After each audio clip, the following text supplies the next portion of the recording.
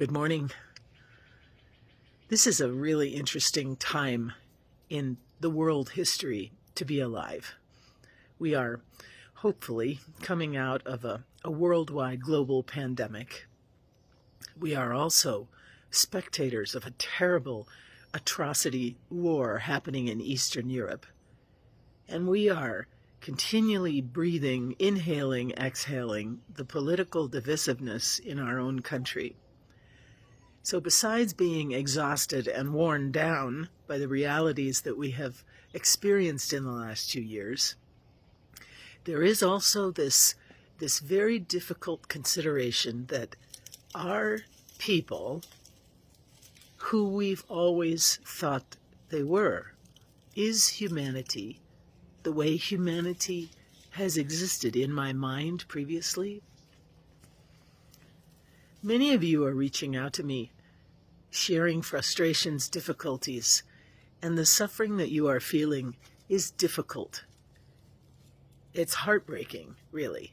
Some of it is at the hands of our country, some of it is at the hands of our church.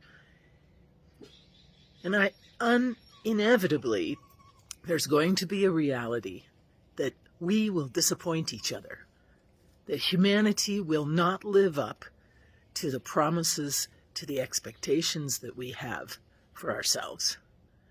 What do we do with that?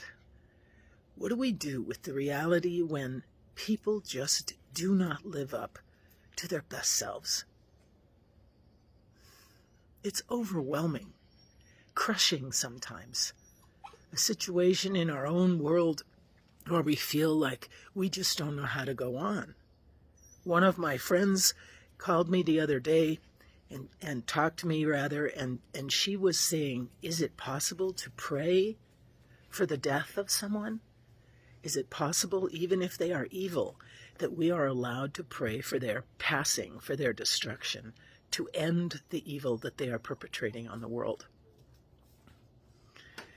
The wise men and women who have shaped my life, some of them in the flesh, and some of them that I have read and studied and prayed upon, will continually share this bit of wisdom, and it does help me. It's not perfect, and I'm not perfect at living it, but it helps.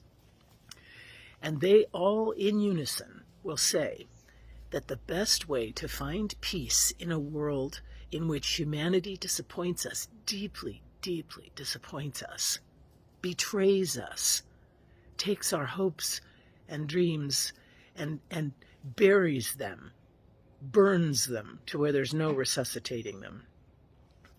These wise people will say that the best way to maintain peace within and an equilibrium for ourselves is not to attach to any particular outcome, to detach ourselves from wanting things to end in a certain way. I still have to chew on that at times, but it does work for me. If I can find a way in my own mind and heart to separate myself from wishing and wanting a particular outcome to take place, and allow God to be present in the moment, and me to be present in the moment, embracing the minutes and hours that I have in my grasp at this time, facing what I can face in this reality right here in my hands.